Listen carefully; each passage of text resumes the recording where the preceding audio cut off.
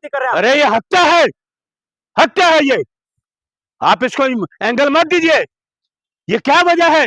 एक जनरल रावत जी, तीनों सेनाओं के जनरल, पहले वो आर्मी के जनरल थे, इन्होंने अपने मन मुताबिक काम लेके उनको तीनों सेना का जनरल बना दिया, रावत जी को। उनका प्लेन, उनका हेलीकॉप्टर। सर आप सुनिए, पे पूरी बात सुनिए। सर है आपको दिख नहीं रहा है क्या कि वो दुर्घटना हुई है, वो एक्सीडेंट है? अरे सुनिए, तो आप हत्या कह रहे हैं? मैं कह रहा एक्सीडेंट नहीं है। सुनिए, मैं शुरू से आपको बता रहा हूँ ना। जनरल रावत, जनरल रावत, तीनों सेना के जनरल, उनको तो पल पल की रिपोर्ट मिलती है, पल पल के मौसम की जानकारी मिलती है, तभी तो प्लेन उड़ाए जाते हैं। मौसम विभाग या जो हेडक्वार्टर किस लिए बनाए जाते हैं प्लेनों के, जहाँ से लैंडिंग होती है, जहाँ किया जाता है, वो किस लिए बनाए जाते हैं? उनको देखते हैं, वो घूमता रहता है, मौसम की जानकारी देता रहता है, वो बताता है ना। तो रीजन तो आ गया सर, अरे तो हो गया। अरे सुन लीजिए, कल के भी आ गया। वो जनरल, कैसे जनरल का प्लेन क्रैश हो गया? जांच आ गई सामने, होगी जांच। क्या वो भी हत्या कहूंगा मैं, हत्या। वो भी अरुण मलिक का दावा है सर, कोरा विजुअलाइज। अरे कोई कोरा नहीं। मैंने आपको एक बात बताई है, तो यह मौसम की जानकारी देने वाले सारे इंस्ट्रूमेंट फेल हैं।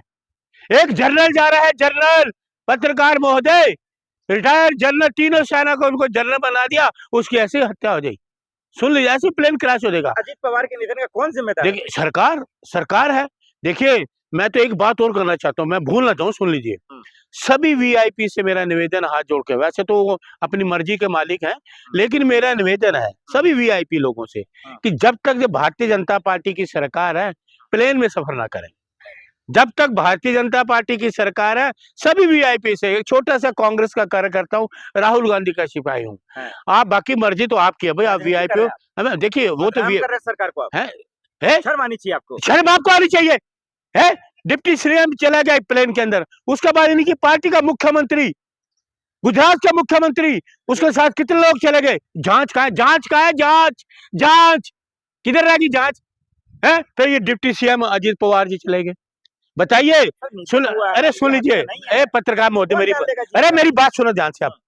जितनी ये जांच का, जब आदमी का संस्कार हो जाता है ना, जांच भी वहीं खत्म हो जाती है, क्योंकि उनको पता है आदमी चला गया। उन्होंने कहा था मेरे पास फाइल है 110 करोड़ का भ्रष्टाचार, और इनका जितने भारतीय जनता पार्टी के विधायक है, नेता है, सब हफ्ता वसूली करते हैं, सब हफ्ता वसूली करते हैं। उससे ये तिलमिलाए होंगे कि भ्रष्टाचार की फाइल तो उनके पास है। तो अजीत पवार जी पहले क्यों नहीं दिखाए? अरे पहले भी तो दिखाए, सुन लीजिए, उन्होंने प्रेस कॉन्फ्रेंस करी, उन्होंने प्रेस कॉन्फ्रेंस करके बताया कि मेरे पास है, लोगों को अपने टाइम होता है, बिजी लोग कुछ ना कुछ करेंगे। जब उनको देखा ये भी फिर एक हो रहे हैं, अरे मोदी जी, अरे सुनिए, अरे सुनिए, उनको ये पता लग गया शरद पवार जी चाचा भतीजा फिर मिलने वाले हैं, चाचा भतीजा फिर मिलने वाले हैं, तो ये कोई गुल खिला देंगे। इससे पहले रफा चक्कर कर दो, रफू चक्कर कर दो, बनी बनाई कहानी, बनी बनाई, जैसे वो कहानी बनाते हैं। अरे अरे देखे, अरे वो शरारती लोग ऐसी तरह सोचा होगा कि 110 करोड़ रुपए की फाइल का भंडाफाड़ करेंगे, अब ये चाचा के साथ मिलने वाले हैं, अब कुल न कुल गुल खिलेगा और हमारी छुट्टी होगी। तो ये इन्होंने षड्यंत्र करा। ईमानदारी को देखिए ना सर आप। शट अप, बेईमानों के मेरे सामने ईमानदारी की बात मत करना। उनके पत्नी ऐसा है, सुनिए पत्रकार महोदय, जांच जांच जांच जांच जांच जांच जांच जांच, tweet tweet tweet tweet tweet, ये दो शब्दों हटाओ, अब खत्म करिए इन दो शब्दों को। जांच में क्या हासिल होता है? शुरू से मैं बात करूं आपसे, शुरू देखिए मेरी बात। आपका ये पुलवामा हुआ, 40 जवान शहीद हो गए, जांच के नाम पे कुछ सामने आया?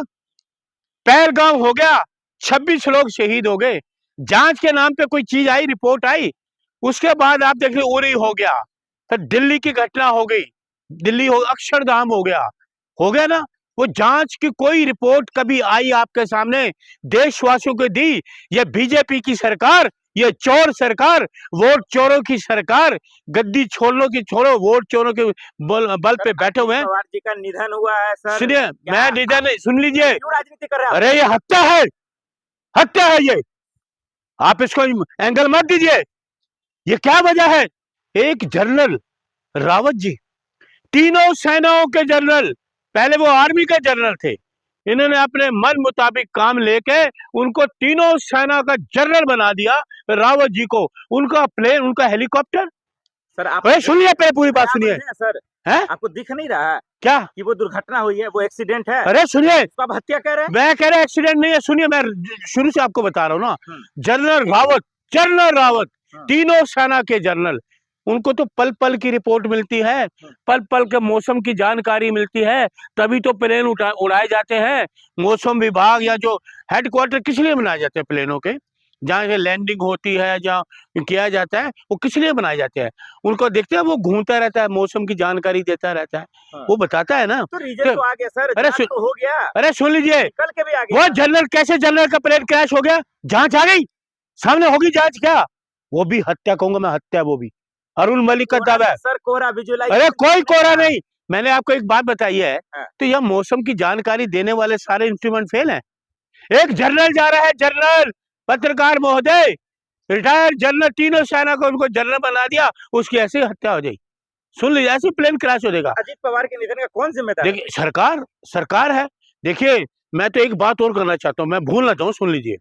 सभी वीआईपी से मेरा निवेदन, हाथ जोड़ के, वैसे तो वो अपनी मर्जी के मालिक हैं, लेकिन मेरा निवेदन है सभी वीआईपी लोगों से कि जब तक जो भारतीय जनता पार्टी की सरकार है, प्लेन में सफर ना करें।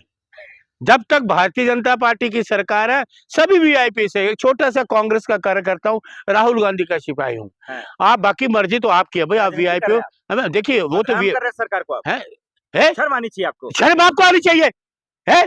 डिप्टी सीएम चला गया एक प्लेन के अंदर, उसके बाद इनकी पार्टी का मुख्यमंत्री, गुजरात का मुख्यमंत्री, उसके साथ कितने लोग चले गए? जांच का है, जांच का है, जांच किधर रहेगी जांच है? फिर ये डिप्टी सीएम अजीत पवार जी चले गए, बताइए। सुन, अरे सुन लीजिए, अरे पत्रकार महोदय, मेरी बात सुनो ध्यान से आप। जितनी ये जांच का है, जब आदमी का संस्कार हो जाता है ना, जांच भी वहीं खत्म हो जाती है, क्योंकि उनको पता है आदमी चला गया। उन्होंने कहा था मेरे पास फाइल है, 110 करोड़ का भ्रष्टाचार, और इनका जितने भारतीय जनता पार्टी के विधायक है, नेता है, सब हफ्ता वसूली करते हैं, सब हफ्ता वसूली करते हैं। उससे ये तिलमिलाए होंगे कि भ्रष्टाचार की फाइल तो उनके पास है। तो अजीत पवार जी पहले क्यों नहीं दिखाए? अरे पहले भी तो दिखाए, सुन लीजिए, उन्होंने प्रेस कॉन्फ्रेंस करी, उन्होंने प्रेस कॉन्फ्रेंस करके बताया कि मेरे पास है, लोगों को अपने टाइम होता है, बिजी लोग कुछ ना कुछ करेंगे।